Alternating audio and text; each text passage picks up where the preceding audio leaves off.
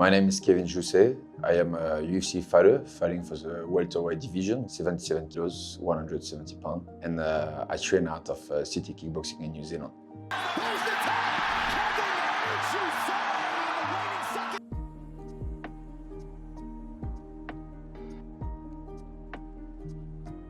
Yeah, I literally moved from judo to MMA because I've done judo for too long, starting from such a young age, from like I was 4 years old, I believe, when I started, so I don't even remember those old days.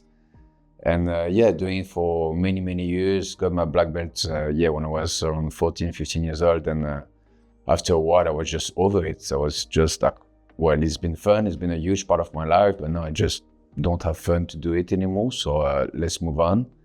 And that's at this stage where I met some friends who told me about MMA, which was not a big thing in France back then. MMA was not allowed or anything. So yeah, they just told me, oh, you should maybe start doing MMA. And I'm like, what the fuck is MMA? Then we just, they told me about it, and I got interested, started looking into it. And that was the time I've done my move to Australia. And found a gym here in Australia, started training, loved it. And I was like, yeah, I'm going to make it happen, and I will make it to the UFC, just watch. And a few years later, here we are.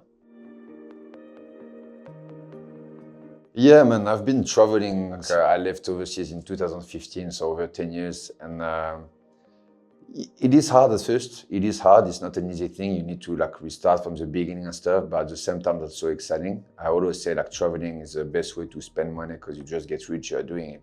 You just learn so many things on yourself and stuff like that. You meet new people, and you get to discover new culture and new countries and stuff. So I really love it. And yeah, that's made me who I am, So yeah, my accent is obviously very strong, French, but maybe a tiny bit of UK, tiny bit of Australian, tiny bit of Kiwi at the same time. And for my fighting style as well, because obviously I've learned some techniques from the guys here in Australia and in New Zealand, and obviously back home when I was younger. So yeah, it's an interesting mix. That's life, man. Life taught me is you have a lot of highs, you have a lot of lows, but anyway, you need to enjoy and you need to make the most of them, because you're gonna enjoy your highs only if you really truly understood why you had those lows. So at the end of the day, it's just what it is, that's in sport and that's in life at the same time. It's not easy, I'm not gonna lie. Losing always sucks. The few times I lost, it was driving me nuts, especially knowing how much I commit to this sport and how much I want it and how hard I work for it. But it is what it is. It just makes me a better fighter, a better person. And I don't think because you beat someone, you are the best guy in the world. And I don't believe because you lose against someone, then you are shit. It is what it is. You may be better than someone on the day and you fight him the next day and you may lose, or the other way around. So it's okay, that's high level sport.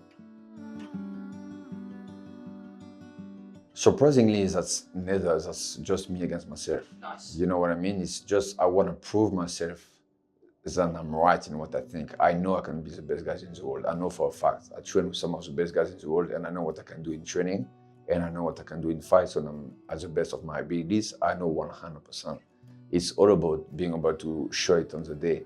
And if you have too much feelings, thinking, oh, I don't want to lose because I know how much it sucks, or I want to win because the high is great, then you're not even thinking about what you should be doing to get the win or to don't lose. You know what I mean? So experience taught me to just be focused on what you need to do technically and focus on yourself and nothing else. Otherwise, you won't get the results. Because the results only happens if you've done what you are supposed to do anyway. And there's some stuff you can't control, I can't control the crowd being noisy. I can't control if the ref fucks it up. I can't control how good my opponent is or what kind of technique he's gonna do. I can only control what I'm gonna do now. And I can't control how great my wins was in the past or how bad my losses was in the past. It doesn't matter. And the future is only gonna happen if I make things happen now. So it's very tricky because I've done judo for 20 years before I've studied MMA. So before I've even started striking, I was very good in grappling already. But now that I've done striking for the past 10 years and I really enjoyed it, I almost enjoy striking better, but it doesn't mean that it's what I should be doing all the time when I fight. It's especially at this level now, when you fight the best guys in the world, you need to be able to have the best game plan. I love striking because I feel I'm actually fighting someone. In grappling, I feel I'm bullying someone. So You know what I mean? It's not the same thing. But yeah, I like striking. I just like the feeling of having another dude in front of me and we're trying to like bash each other. But I know in grappling, I'm physically better than those guys most likely. And yeah, I'm probably going to bash them if I have to. That's why I do not watch fights in bars or stuff like that anymore. I can't deal with that because like, I just know how hard it is and those guys have no idea. You know what I mean? And I know they don't do it because they try to be haters or whatever. They're just like supporting the guys. But guys who actually know how to fight, that's very, very rare. And you will see them like being very critical about some of the guys because we know how hard it is. Like any sport or like any job, you know, like it takes a while to be very good at it. And it's not because the guy can't do it. He knows what he needs to do. That's what he does every day. But it's not easy when you have another killer on top of you. You know, like that's also his job. He's also great at it. Yeah, there's still some haters on the internet. But I sent my address a few times, but never got an answer. Well, that's the thing, man. There's so many tools that I haven't used yet. And I think even at the end of my career, there will be many tools I won't have time to show, you know, but there's a lot of them that my training partners know because like they see me every day. I train with them every day, like Carlos said in some of the interviews. But if there's one specific one, I'm not sure, man. There could be some takedown. I have some pretty like good-looking takedowns sometimes in training and even in some fights I've had in the past. And yeah, calf kicks. I did break a few legs from calf kicks as well. So yeah, like that's a good one too. I don't know, a mix of both. In my mind, when I fight someone, I'm ready to hurt you bad. And I'm ready to get hurt too. You know, that has to be like both ways, right? I wouldn't be able to fight someone I actually appreciate a lot, someone I train with for many, many years. That would be very hard. So the few times I hurt someone very bad in fights, broke his leg or whatever, I don't necessarily feel bad because I know what he stands for, I know what I stand for, and I was ready to have the same kind of injury in a sense, you know. I'm not saying I'm happy to hurt a guy. Like at the end of the day, I don't wish anyone any bad or any injuries and stuff like that. It's only a sport. But if it has to happen, it will happen. So that's probably why like most fighters are very respectful to each other. Like after the fights, like most guys who don't know the sport are very impressed by how we like hug each other and talk highly to each other and stuff.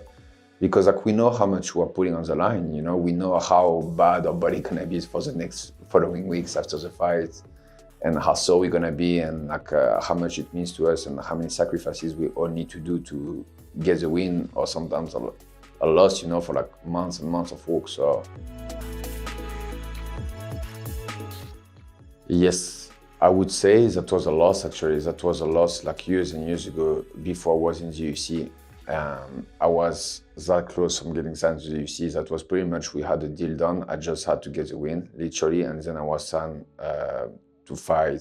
That was off the book, but that was to fight probably an easy card against Pereira in New York like a few years back. And I lost a split decision against these fellas. And I know for a fact that I was better, but I lost, so it doesn't matter if I'm better or not. You know, it is what it is. And it's made me so hungry to like get what I deserve. I just like try to fight right away and just like get those wins back.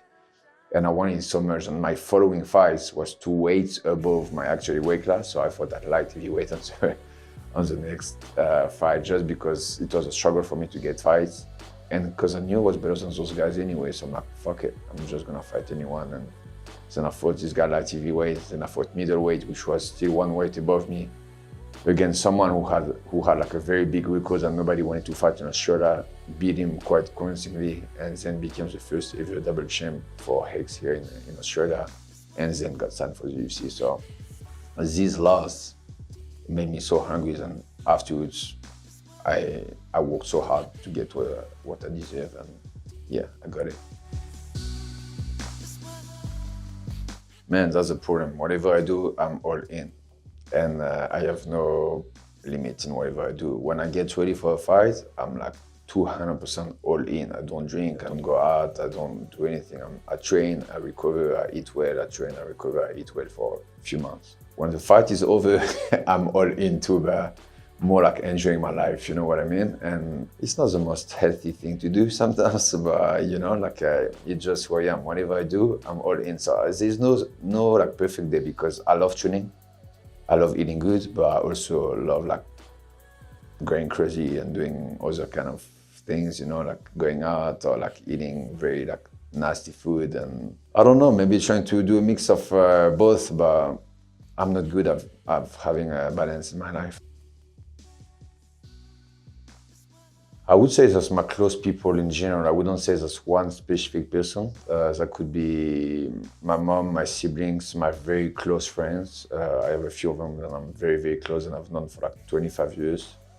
I would say that those people, because they don't know anything about fighting. So for them, it doesn't matter if I win, if I lose, as long as I'm happy and healthy. And 95% of our conversations are about mixed martial arts or UFC or stuff like that. And to be fair, like to be very honest, that's great. Like I'm very grateful to have those people in my life because fighting is great. I love fighting, and that's a big part of my life, if not like the biggest part of my life at this stage. But at the end of the day, like it will be over at some stage, and I will have to move on. So like those people like keep my feet on earth. Man, I don't know. That's gonna be hard. I'm not gonna lie because that's a feeling that you can't feel anywhere else in the world. Like, especially once you fight for the UFC in front of people screaming your name and stuff. You have like 24,000 people screaming and stuff. That's quite an intense moment. So I don't know where I will be able to feel that ever again after fighting. So I'm not sure what I will be doing afterwards.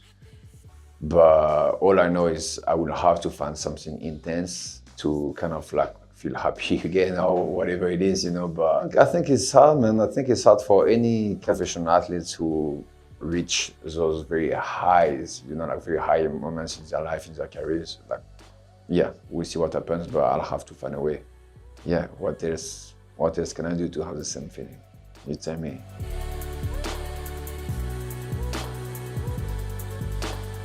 I like it, man. You know what I hate is when you do like 10 interviews in a row and 10 different people, but 10 times the same questions. My first answer is great, but then you don't want to be the last one because I'm like, yeah or no.